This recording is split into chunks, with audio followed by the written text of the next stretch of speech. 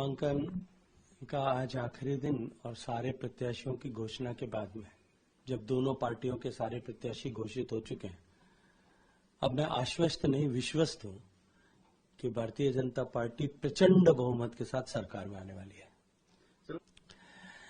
देखिए, निश्चित रूप से अब की बार का चुनाव जो है वो कांग्रेस के भ्रष्टाचार के मुद्दे पर लड़ा जा रहा है। कांग्रेस का भ्रष्टाचार और माननीय मोदी जी का स्वच्छ प्रशासन देने की गारंटी, भ्रष्टाचार के प्रति जीरो टॉलरेंस की नीति, इन दोनों के विरुद्ध चुनाव है। और उस भ्रष्टाचार के विरुद्ध युद्ध में जितनी भी एजेंसीज काम करते हैं वो निश्चित रूप से उनके काम का अभिनंदन करना चाहिए, स्वागत करना चाहिए। जहां तक ईडी का प्रश्न है, मैं आपकी जानकारी के लिए और आपके दर्शकों की जानकारी के लिए एक तथ्य आपके सामने रखना चाहता हूं कि ईडी ने अब तक पिछले 10 साल में मोदी जी की सरकार बनने के बाद में पीएमएलए में जितने केसेस रजिस्टर किए हैं और जिन केसेस को रजिस्टर किया है उसमें 96.54% कन्विक्शन रेट है।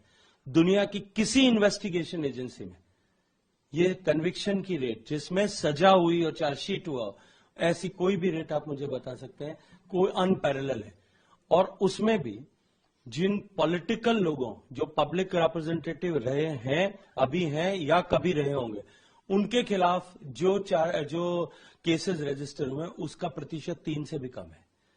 इसलिए जो भ्रष्ट लोग हैं वो अपने भ्रष्टाचार के पकड़े जाने पर इस तरह के अनर्गल जो है प्रलाप भी करते हैं और अनर्गल आरोप भी लगाते हैं। देखिए, मैंने जैसा कहा कि आपने एक प्रदेश को छोड़ दिया, दिल्ली का भी उदाहरण नहीं दिया आपने, मैं आपको दे देता हूं। इसी तरह की बातें दिल्ली में जब ईडी ने सत्येंद्र जैन साहब को गिरफ्तार किया था तब इसी तरह की बातें केजरीवाल साहब ने की थी।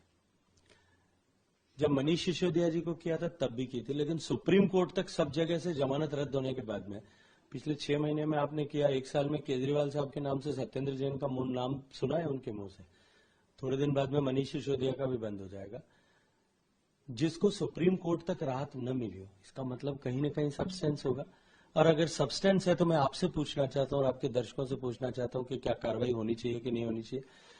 रीट की चीट जिन लोगों ने की, राजस्थान के 70 लाख युवाओं के भविष्य के साथ खिलवाड़ किया और उस खिलवाड़ को पूरे 4 साल तक गहलोत साहब बार बार न कोई राजनेता सम्मिलित है न कोई अधिकारी सम्मिलित है ये कह करके जिस पर पर्दा डालते रहे, और उसकी जांच जब ईडी ने करना प्रारंभ की और उसका सरगना गिरफ्तार हो जाता है, तो मैं आपके दर्शकों से पूछना चाहता हूं कि क्या यह कार्रवाई ईडी को या सीबीआई को करनी चाहिए कि नहीं करनी चाहिए।